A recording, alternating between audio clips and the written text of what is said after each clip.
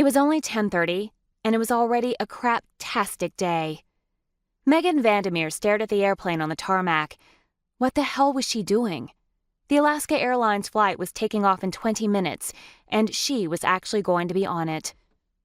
Her phone rang and she dug it out of her purse, cringing when she saw her best friend Blair's name on the caller ID. She answered anyway. "How did she take it?" Blair asked. "Well," Megan glanced up at the digital sign at the gate. 5 minutes to boarding. "Wait." Blair's voice was short. "Tell me that you told her." "I told her." Her friend paused. "You're lying." "That's your lying voice." Megan shook her head. "I have a lying voice?" "It goes up half an octave and gets tight at the end." "Should it worry me that you know me that well?" "We've been friends since kindergarten. I'd hope I know you that well." Blair groaned. "You might be trying to change the subject, but your mother's going to notice when you don't show up to your own wedding." The overhead PA system blurted a fuzzy message about a changed gate, and Megan covered the microphone on her phone. "Megan, you have to tell her," Blair said in frustration. "I will." The digital sign now said 4 minutes to boarding. "When?" "Later this afternoon." "Why not just call her now?" The overhead PA sounded again, and Blair gasped. "Are you actually at the airport?" "Blair." "You never canceled your flight, did you?" Megan brushed her hair out of her face and leaned forward, lowering her voice.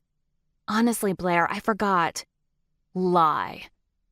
Tears stung Megan's eyes. "I need a friend right now, Blair, not a damned lie detector." "I'm sorry." Blair sighed.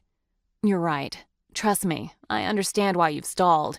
Your mother scares me, and you know I don't scare easily. But you have to tell her, Megs. The longer you wait, the harder it's going to be." "I know, but I want to tell her in person. At this point, I could hardly do anything else." "So you're really coming home?" Megan cast a glance at the gate. "I'm boarding the plane in 2 minutes." "Okay." Blair was quiet for several seconds, and Meg knew she was making some kind of plan.